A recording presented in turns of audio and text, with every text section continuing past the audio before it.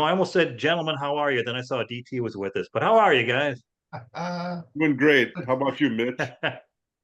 I am on top of the world. Thanks for asking. I'm glad. I'm interested. I'm stuttering apparently, but I'm also glad to see because I was reading. Okay, what prompted like me to be thinking about this? Because first of all, we're going to be talking about electric vehicles again. But DT and I covered this way back in the day on episode number 2.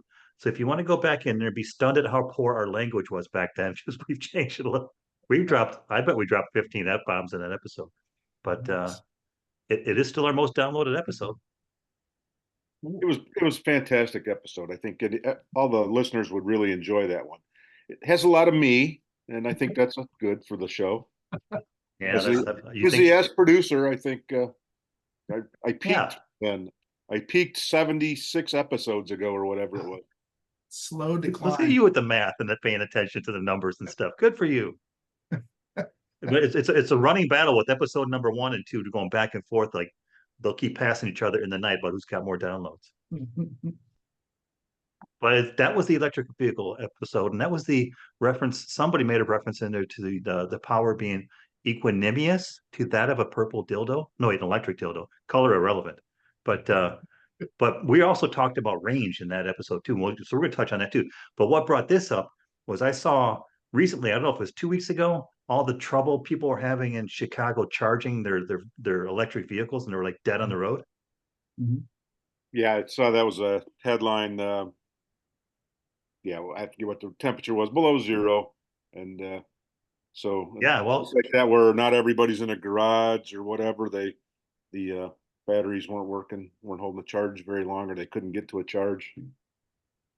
I think generally speaking, because like you say, it got down to -9, which is, well, it's north central Illinois. But again, that's like you hear that, and I think, because we all know a basic concept about how lithium batteries get charged. Now, any battery is going to wear down quicker in the winter, but I don't think there's the depth of common sense you get now from people owning EVs, like we do with combustion cars. Yeah. Well, and I think I wrote something about this last week, and I actually looked at a bunch of stories. And one of the things they said that I don't know if you guys know this is true, but you can probably tell me. I never thought about it before, but they said that part of the reason the battery goes a lot faster in the cold is because they have to generate heat to heat the cabin. Whereas in a gas-powered car, it's just waste heat, that you blow off your engine in the Byproduct cabin. of So the exhaust gases yeah. in the So That's a good that sort of point. makes sense that even if you do nothing else, especially if it's like below zero, the amount of energy that car has to use to make sort of artificially make heat as opposed to just blowing something off your engine. I never thought about that, but that makes perfect sense to me. Yeah, because they mentioned that and also the lithium ion flows through the liquid. I'm going to say this stuff like I know what I'm talking about. I'm reading it. Lithium ions flow through a liquid electrolyte, producing electricity, but they move more slowly when it gets cold, and they don't release as much energy. So, like you're saying, they can't. You're not going to be releasing energy to warm that cabin, so you're probably cranking the heat a little bit more. But again, it sounds like we all know, if like you're running the battery or you're running the car in the winter, you're burning through fuel quicker. But it also Right. compounds with the fact that even like because particularly Teslas, Elon superchargers, they need warmth as well. So you got to come at it warm. It's got to be warm, so it's going to be slower. But I think the point is though, it's like I was like, are you really? Because I was thinking, are people embracing this? Because a couple of years ago, Biden did something behind an electric car, and they put together, I think in 22, the Inflation Reduction Act, and I think part of this is going to surprise you, might be political, but that started everything back in 22 or early 21, 22, like, and then they introduced incentives and capital available, so whole flurry, pardon my French, shit ton of EV Yeah, plants, battery they've offered manufacturing facilities. tax breaks to buy an EV. I think Mhm. they've ranged up to $7,000. 7,500 is I saw somewhere, I thought. So Nice. yeah, Well, I that's mean, it a just seemed I like mean, that's as at good as that me. point. Whatever. I don't care. I don't get the tax breaks for that one. I don't get the one for a lot of other stuff that people kids that I'm paying for school that I don't have kids going to. Right. So, Yeah, I think, well, they stopped that too, right? The tuition reimbursement thing. no, I'm talking about any, whatever if Oh, the you're filling out deductions. taxes and you've got a couple uh, kids, dependents, you're getting a tax break. So more of my wages pay, go to taxes than somebody with kids or whatever. So on that political end of it, and I'm the Well, kind, I don't really care what kind of car somebody else buys. I mean, I wouldn't buy 90% of them that are on the road today. They just don't interest me. yeah, they're ugly. I mean, I talked about the the electric Silverado, and even the Yeah. new Silverados are just ugly. But Hmm. it's just I don't know about you guys, but did you feel like this electric vehicle thing was inevitable? At some point, they're going to not let me have a combustion car. Yeah. That Well, may be the case in the future. Uh, the market will do its own thing, though.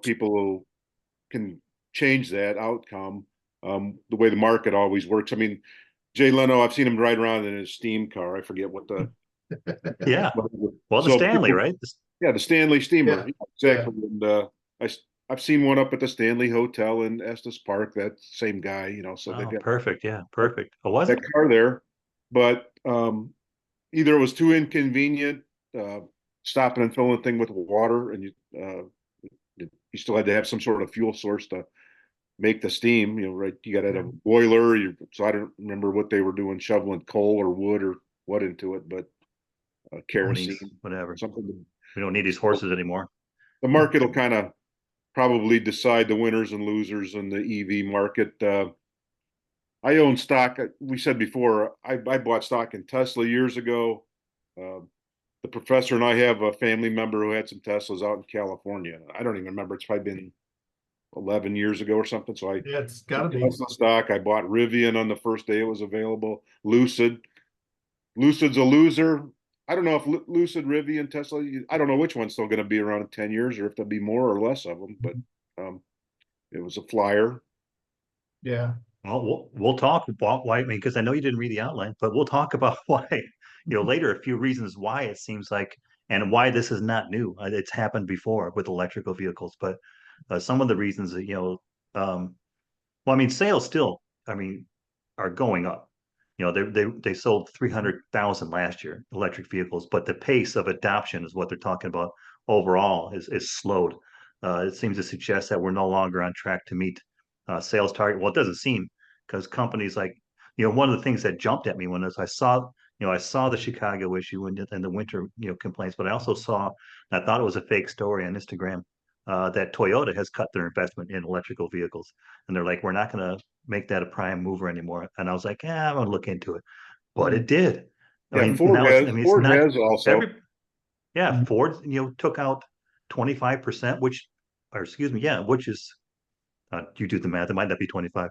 It's close. 12 billion out of their $50 billion, proposed investment. GM has stopped a $5 billion partnership with uh, Honda. And even Tesla, the venerated Tesla, is cutting, didn't finish a production facility in Mexico.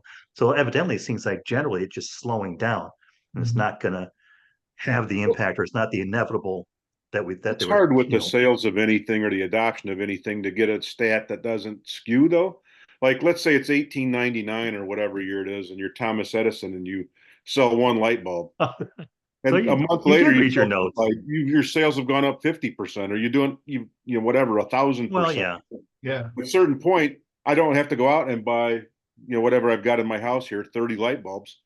I just have to replace one once in a while. So that when you're talking about a vehicle, the replacement's not the same, or the adoption's not the same. Um, and so there's kind of that when and we're just three guys talking on a podcast or whatever. So we can't pull every stat out of our ass, but I mean, it's something to consider with sales, the projections. Okay, they just did the Tesla last quarter, the fourth quarter numbers or something like that, and he did the 2024, and they've cut the estimate for, whatever. Let's say they thought they were going to sell 1.7 million, and they're shooting for 1.5 or something now. So Mhm. Well, let me, I, uh, I've got again, this is only because I looked this up because I wrote a little bit about this last week. So I don't but watch my ass, Daryl. I'm about to pull some stats out of it from what I remember from seeing. But they said the two that I remember were that in Europe that it's slowing down. I think it was Zero Hedge was the source for it, but they said that the EU sold 193,000 electric vehicles in December of 22, and that dropped to 160,000 in December of 23. And they said Germany was the biggest country by far in terms of selling them and buying them, and they dropped 50% year over year. But I don't know if that was for the whole calendar year 22 to 23. And then I read the Ford thing, and they said that they cut the number of F-150 Lightnings in production by 50%. 1,400 people got laid off in Dearborn. And so and that's kind of local, you don't know how widespread that is or whatever. But one of the things I noticed when they said that was they said that due to slower consumer demand. And I think that's where, Daryl, when you said the market is going to decide a lot of that stuff, I always think of the old joke about a bunch of advertising people are around there and they're making up a dog food, and they've done all these tests and they've done all these marketed the different can designs and the picture of the dog model and everything else. And they say, we can't understand this, that everything is perfect. The audiences love the can and love the whatever else, but the dogs don't like it. And it just seems like at some point, that's sort of what it comes down to. You can give all the incentives you want, and you have to get charging stations. And I know in your fact sheet, was talking about, it definitely is something where infrastructure, think of the Edison example, until you got a couple of those cities that went electric, and strung wire and everything and did it. Yeah. It's hard to have explosive growth. At some point you can sort of see, maybe you need some really rich people or some government, incentives and stuff. But at some point, if you can't drive it beyond 100 miles or whatever it is that you feel comfortable driving it in terms of charging stations and weather and everything else, it just seems like there's issues with the product that have to be sorted, and all the good green energy and wanting to do the environmentally right thing and everything. I don't think that's going to overcome. If the dogs don't like it, the dog food's not going to sell. In this case, the parents can't afford it, because it's like a lot of these, they're talking about the electrical vehicle. I don't remember the exact number. It's in here somewhere, but the average price is over $50,000, and that's a good chunk of change. Yeah. But I think generally overall all this data, the one statement and the balance supports it is, it looks like it was a flawed plan, because in America anyway, because we saw it as, and I kind of thought so too. We saw electric vehicles as a one-to-one replacement for gas cars. Yeah. And yeah, with range and with price and the size of the vehicles that they put out, it's not feasible. I mean, a lot of people that could afford it were treating it as a second car. So yeah, you're I'm going to not play getting devil's advocate though. The average price of every car purchased last year was $49,000. So Wow. everybody's spending way too much money on houses and on cars because of the fake or whatever, the demand exceeded the supply on cars. So the prices are up. But one of the things that I read this morning on the financial stuff when I was reading, with my coffee this morning, Tesla's outlook I mentioned. So they said there might be something called the Osborne effect. And so in stock terms, that was where there's demand, but they hear of a better product coming down the road, so people put off their purchases, because Tesla let it kind of out of the bag that they've got they lowered the prices with the Model 3 from the Model S or whatever, from 80,000 to 43,000 or something. Well, they've let it out that they're going to have one that's $25,000 to $30,000. So they lowered their growth outlook on that while they retool. So that's probably going to play into it. Now, if your car's $14,000 cheaper than what the average was spent, but which way does that go then? Do you buy the gas? Because I bet a lot of people don't really care. I sort of don't care as almost a fleet of vehicle owner, or whatever, having quite a few vehicles. If one, I mentioned a year ago or so on the podcast that I would probably add one at some point to my garage. You did. So it still holds true. It's just maybe the outlay. I don't know what it costs to get, my garage wired with a receptacle for it. And I live in a cold weather area a lot of times. I travel to a warm weather area a lot of times where it's inconvenient to go find the Hy-Vee grocery store or something where they've got the supercharger. But people travel all over the country with these cars now, and everybody's kind of adopting the Tesla standard for charging. If you could look up where everybody's signed on to, whatever, Ford, GM, Aston Martin, whoever, to be able to pay a licensing fee and charge with the Tesla charger instead of having their own, like It was an interesting, go to Europe interesting sometime and grouping, they by the got to way. have 9 different kind of receptacles to plug your blow dryer or whatever in. Well, that's how like back in the day, everybody changed their key, their way to get into the car. Remember that? It's like Yeah. one was round, one was universal, one was oval. But I like your grouping like Ford, GM, and Aston Martin. Where the how'd you get that in? I mean, like I said, but it's not just the big three. It's, I I should have been more prepared, like usual, and have a list of all the car companies that adopted this, Tesla standard Yeah. or signed up to do it by, whatever, late 2024 or whatever the announcements were. Well, I think Well, that's usually, if there's an organic market growth of something, you get an industry standard just by, because all the other competing ones start to drop away and you get one or two or maybe three. VHS or Beta. Right, exactly. Beta was a better product. I never owned one. I had the VHS, and Yep. so Yep. They're Well, also indicating here that it's a size thing too. I know, knock Yeah. it off. But they're because as they want to address the range issue, they're going to be doing that with bigger batteries. So that's one thing that's going to just kind of push the need for a greater size vehicle. But also, they're saying that over the past few decades, and this has come from Business Insider, by the way, which I kind of trust. But this is one quote I was going to run by DT. Over the past few decades, the American auto industry has become obsessed with huge vehicles. What? They've always been obsessed, right? a certain share of the market is, Yeah. the pickup truck owners that have the big truck that can't hardly go around. I drive a large vehicle. It's pretty hard. In my hometown, it's easy to drive and park something that's a large vehicle. The parking spots are made for it. Down here where I'm in this city, we went out for dinner last night. The parking spots, I can't hardly fit in them. They're made for whatever compacts and subcompacts and up to maybe what was considered a mid-sized car. So my old 76 Eldorado is whatever ridiculous. It's 19 feet, 20 feet long. My Explorer is a pretty large vehicle. And then there's, whatever, still people, a segment driving the Escalades, which are bigger, and the Excursions that are bigger, and big vans, big pickup trucks. I Have think you actually guys seen the I'm sorry. Tesla truck?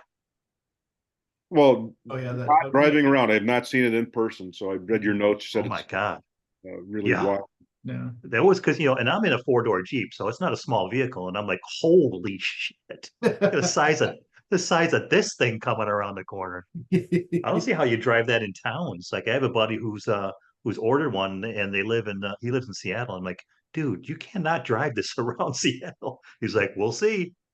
Yeah. Well, Daryl just made a good point too. I think in a more organic kind of growth, there's like 2 or 3 of them in one show. That's got to be tripling your normal rate right there. But the natural in a natural market left to itself, people will like it at some places. Like public transit really works in this country. It works in Europe, but it only works in the part of the country here where like the Eastern Seaboard, where everything's really close together and it sort of fits. California is way ahead on the infrastructure for EVs. So it makes a lot of sense. And if you live in California and don't drive that far, it makes a lot of sense to have them there. If you're in Montana, it should naturally be 30 years after, Montana should not get EV cars regularly for decades after it's already worked in, in other places. Yeah. And the same thing with the car sizes. If you're living in New York City and you're trying to fit into little car spaces, a big oversized Darrow vehicle that works in Central Illinois doesn't work there. And that's just the way, even thinking about sizes, when you mentioned that in your facts sheet, Mitch, everybody naturally went to low little roller skate cars in the 70s when gas went to $7,000 or whatever, Yeah. they adjusted for inflation. And then, but I don't think people then wanted to drive in this stupid little thing, but they wanted to have, eat 3 times a day and raise your family and stuff. So they did it. Easy stuff like that.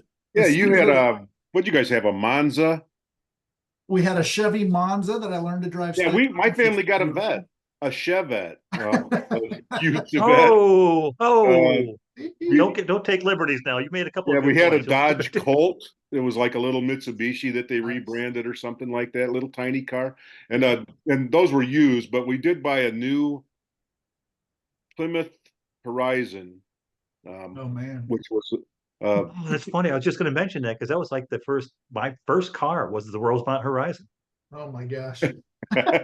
so Nice. we had What's the opposite of a my Colt? uncle Bob had the hatchback one that had four little doors. We had the little two-door, or maybe I I don't know. Ours had the two-door with the more sloped back that you had to sit, my sister and I had to sit with your head turned over sideways in the back and you know, But I think that was the point of that is, I mean, like cafe standards enough now, they're trying to force people into cars. They're trying to say your whole fleet, you have to have the average gas mileage Yeah, of X yeah. amount. So then what that tells you is people want SUVs and pickup trucks, but they have to try to find some way to sell enough little cars to make that. I would just rather see it sort of let people choose what they want, than it I just would seems do like, without the safety features. I mean, so yeah. you take the same size car as they had when we were kids, and they weigh 30% more because of airbags and safety features instead of just, a steel dash with no padding on it and a steering wheel with no airbag in it. Um, Sometime we have to talk about this. I know, Mitch, that's not the topic today, but there's something, it's not the Osborne effect, but that sounds cool. It's the Osmond effect. I'm making it up right now. Donnie and Marie came up with this. But the theory is people actually behave more cautiously if they don't have the safety stuff. There's been a bunch of psychological tests. So like if you put somebody today, they got airbags and they're going off and sensors and everything else. You put somebody in one of the cars that I used to ride with and with Daryl when I smashed my head against that story's not important, but the point You were is, born with safety features. You didn't put your hands out, dumbass. but my point is, Yeah. people would, if you had a big spike in the middle of your steering wheel, so that if I hit somebody, I'm going to impale my head on that spike, I bet you people would be a lot more careful. I mean, that's a goofy thing to say, but there's some truth to the idea that if you know you're responsible, Yeah, the safety I features can be, agree. my point is the safety features can actually have perverse uh, outcomes. Well, That's I a mean, totally yeah, different and it's like people now are just, I don't want to get, like, you're right. Maybe we should do another episode That's a because different there's, topic. but Sorry, I just yeah. thought of that. But But one thing that I found very interesting, I didn't know anything about the Norway model. But because Norway has been trying I to think I to used to get, like that some Norwegian models. Is that what you're referring to? my I wife was was trying one of to, I was gonna, those. I was going up to Norway to buy pierogies. I don't know if you guys at that, but Okay, heck on topic. yeah, back on top. The Norway model, they're like 30 years ahead of us trying to implement this electric vehicle thing into uh the mindset to make it normal. The story is like, they introduced, now I'm going to tell you, I'm going to read some incentives for you guys, and I'm going to see if anything jumps out at you. But the sales took off just like us, and now the vehicles kind of dominate the roads. But it's not so simple because Norway's having their example kind of bodes well for what we're going through right now because they're showing how because Norway introduced EVs in the 90s. So let's just say 30 years ago. And then they added more when the technology, kind of, really took off like us in but that took them 20 years. So they're still 14 years ahead of us in 2010. But EV drivers could get perks like free parking, permission to drive in the bus lanes, and most importantly, exemption from taxes and fees that could ultimately save them a lot of money. Now, is Wow. there any one of those incentives that jumps out at you? I'll read them again. Let me put it this way. Permission to drive in bus lanes. Are you fucking nuts? What? One free pedestrian to knock off over the top of your Yeah. sweet. I, I know. It's like, what? And honestly, if you told me I could drive in the bus lanes if I bought an EV, I'm thinking now. I'm thinking, How So much for the like the sidewalk? HOV lane, people with the yeah. dummy in the passenger seat, or if you rode a Right. motorcycle, you could ride in the HOV lanes. I always thought that was pretty funny, Oh yeah. because you're, I guess, using less fuel or something, whatever their theory was there. Yeah, I saw that too. But again, it's like the problem is that it doesn't give you a good picture of the rate of change. like you were saying, DT. It's so you can talk about a segment. They may not relate to the bigger picture. I think is what you said. But the sales figure, they said 80%, 87% of new vehicles are EVs, but that doesn't indicate the fact that the total share of EVs in Norway roads was only about 29%. No, 20%. My vision is failing because there's a light in my face. But so they've got a long way to go still before everyone's driving electric. So the point is, they've been trying this for a long time and it ain't working. So it appears that the EV makers aren't so original. I think it just feels like to me when I'm reading that, like they saw, hey, Norway's doing this shit. I've got a feeling I could make some serious bank. Let's bring this dumbass idea to the United States. Well, they'll gobble up anything, and we'll. Well, can you guys, you might know this, but both of you guys might know this. What's the issue in California? There's some kind of law that they recently passed that, and it was at 2035 that won't have any more gas Yeah. powered cars sold in California or manufactured there, or what is that? I mean, I heard the same thing. Like you mentioned, Montana's fighting back. Like they're trying to get it because they want the law to pass to Montana because it just doesn't make sense. But I think what it was, I don't know exactly, but no more combustion vehicles will be allowed to be sold. I think as soon as 2035. Right. I think- think that's I what think it that's was that I heard. But now that seems like that seems like a wrong way to do it, just because what that tells you is if the market is coming to that, if you can make a vehicle that people like and they voluntarily buy, it's so much more likely to be accepted.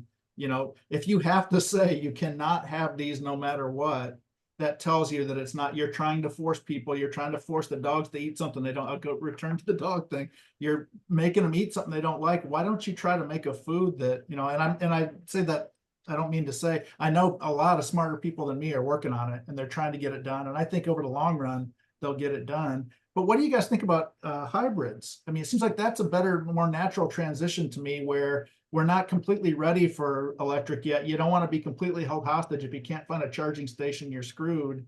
But a hybrid is a good kind of way to start getting us used to it. I have just recently started considering one, and not real seriously because it's probably too small. But so I don't need a pickup truck much anymore. I don't haul.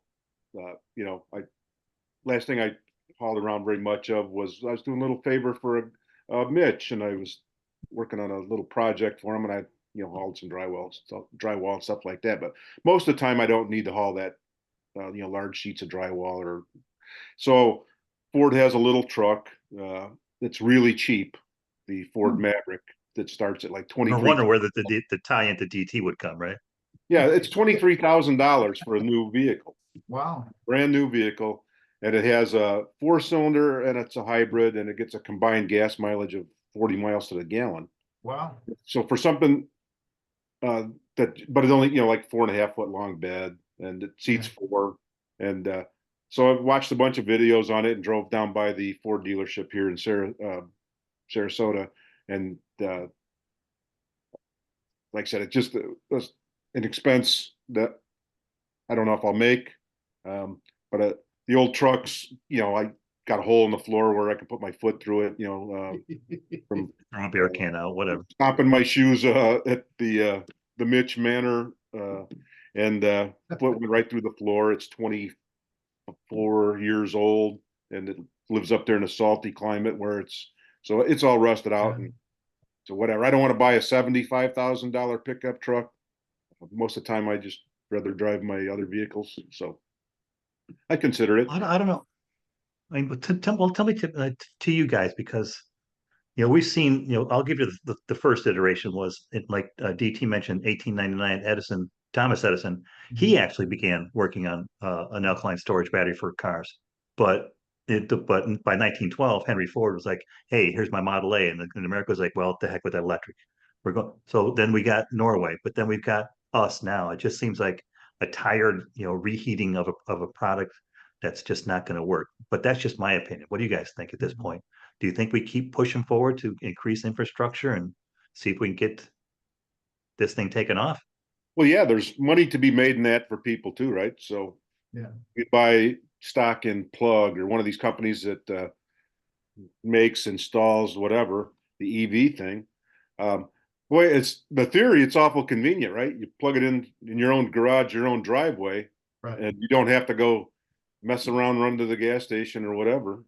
So Yeah, and if that's, you're one of the people, 90% of people that never drive more than whatever, 15 or 25 miles a day, 40 miles. Yeah.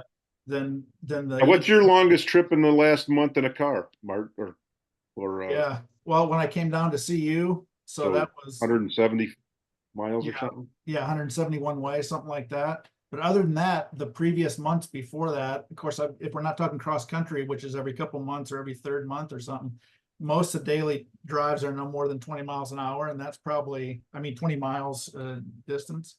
But I just think I like the idea of letting Mitch, you bring up the idea, was that an old reheating that idea? Maybe the idea is ahead of its time in terms of practicality right now, but it just feels to me like I'd rather see an organic. I just hate the idea that someone, big business, is paying off some bureaucrats and trying to get, all these contracts and stuff to force people or give them incentives that come out of general taxpayers and stuff. I just love the idea of an organic growth. And I think the hybrid seems like a smarter, let's get us used to the idea, keep improving the technology. It'd be nice if it wasn't so environmentally devastating to have those batteries that are made by Chinese slaves, See, that's mining half the part of planet. the irony of the, as we need more of that lithium ion, you see more of these stories about mining the lithium. It's like, it's horrible, but as usual, between the three of us, DT, I think you back me up. Marty has come up with the best answer, because I think he's I think you markedly both smarter concur. than the two of us. But I like I never thought of it until you just said it, but I like the idea of the organic mindset. Is just let it happen, don't force it. So how much of what so far is forced? I'm just looking in Inside EVs, and it says that the first half of 2023, the EV share of car sales rose 9%, stimulated partially by the Inflation Reduction Act. Um, Bloomberg forecasted EV sales to make up 23% of the total U.S. passenger car sales in 2025 and 51% in 2023. Currently, California is the state with the highest adoption, with 25% of all vehicles sold in the first half of last year were electric, nearly 3 times the national average. But Washington State was second with 18%, Oregon with 17%. So, like I said, even Virginia, Maryland are in double digits. So, Mhm. The point. Well, I What's your think point that with those numbers? that one thing I read was the title of that Zero Hedge one was EVs are getting slaughtered in Europe. Is America next? And I thought, well, that's somebody getting paid to get some clicks. It's a really hype. But the point they made was too that the numbers have gone down in Europe over the last year or a year and a half or 2 years or whatever. But they said that also there's a lot of places, I guess, in the States too. I mean, you guys might know more about this than me, but I think that up to the $7,500 cashback or whatever was died in December 31st of 23. So I don't know if that's, I think some manufacturers still have some rebates and everything, but I think in terms of a government rebate, getting people to buy it, if that goes away, I'll be interested to see. I mean, that's when we all see how organic it was. If people really want to buy them and they're excited about the environmental stuff and everything else, and it's cool, the cool factor and stuff, if they really want to buy them, then knocking off 5,000 or 7,000 of an incentive or whatever shouldn't really impact that much. I would expect it would impact it some, well, but Let's see. no incentive is going to sell them in some places. So right. let's pick on Mississippi, the poorest, Yeah. shithole of a state that we Don't have. bring race into this, Daryl, or I'm going to hang up right now. But I mean, do That you sounds think fair when you any, refer to it as a any shithole of a state state. That where sounds fair. 70% of the people live below the poverty line, they're not going to be able to they can barely electrify their house. They're not going to Right. electrify, buy electric car and have receptacle outside and stuff like that to do the charging. Typically the poorer you are, you're never buying new cars. You're buying an old beater that you hopefully lasts you 6 months or whatever. And so obviously the more affluent you are, the easier it is for you to adopt this. Yeah, that's proven. That's in the data. That just brought up a good, interesting idea to me too. The early adopters thing is always what helps us working class or middle class people or whatever you call us. Rich people, remember when the first flat screen TVs came out and they were like 7,000? you know, in 25-year-old dollars, which is whatever it is, 20,000 now. And so, you know, Michael Douglas in that movie, he got one or whatever, you know, the richest people got them. But within a very short time, every trailer court now everybody has. I can walk up and down. Whoa. Exactly. You know what I mean? It used to Um, be the same thing with cell phones. Only the richest people had a cell phone, and then within a yeah. couple of years, Well, everybody has them. So I think those are Flying, good. flying, you know, I've ranted about that before. Yeah. Flying is in the arena of the rich people, that's how they travel. And so Nobody it still thought. should maybe be that way. You shouldn't be able to get a flight for $39 and pack people in like sardines, haul screaming kids into an airplane or whatever. Your emotional support But chicken. you know, I mentioned before the first time I flew it was Don't get me $300 started. 40 years ago or something, and now it's less than that. Yeah. They don't give you the sandwich and the drinks free and stuff like that. So yeah, so probably as these cars, you know, if Musk is able to get a car out for 25 or 30 grand, Mhm. the $43,000 Model 3 really changed the market. Hmm. So Oh, let's see. Yeah. I mean, like Marty mentions, let's see if it's more like, and those are great analogies, you know, because I remember when people will pull out the, you know, the big old, oh, look at Mr. President talking on his phone, like that kind of shit. But Exactly. maybe it becomes more common now. So, but give it time. I think maybe got jumped ahead. Also, and I think it jumped ahead of a little bit. Maybe let's work on the infrastructure first, and Yeah. then we'll start rolling out these. yeah. And to get back to, you started the show off about the article about the cold. So it's a headline grabber, right? I mean, during my scroll, we saw that same headline, but Mhm. nobody put out a headline. How many cars didn't start in Chicago that were gas powered that week? I bet a Yeah. lot of them. Yeah. I've lived there a Nonsense. I long bet a lot. time. You go out, I your bet car a doesn't lot. start, you're throwing a fit out there in the driveway, or got to go get a new Well, battery. I like how you G rated that real quick. Yeah, Good job. trying to jump it from another one of your shitty cars that won't start. There you go. Actually, Motherfucker. God damn. So I mean, I bet there were a lot of vehicles, yeah. you know, diesel gelled up and wouldn't, you know, whatever. So I'm Yeah. sure there was way more. This is a good analogy, Daryl. There's in Minneapolis when Karen went up there one time a number of years ago in January, you know, they have all those where the block heaters or whatever, you can go up there and plug the thing to heat your car. That's a traditional car, but if you're gonna live in freaking Minnesota and it gets down to negative degrees a lot of times, they did build an infrastructure because there was a demand for it. You know, they built an infrastructure of all these places all downtown. They got habit trails where you never have to walk outside for part of the year and stuff. And they have those Yeah, things you plug definitely. in. Every parking spot has a thing to warm your engine block so you don't See? die.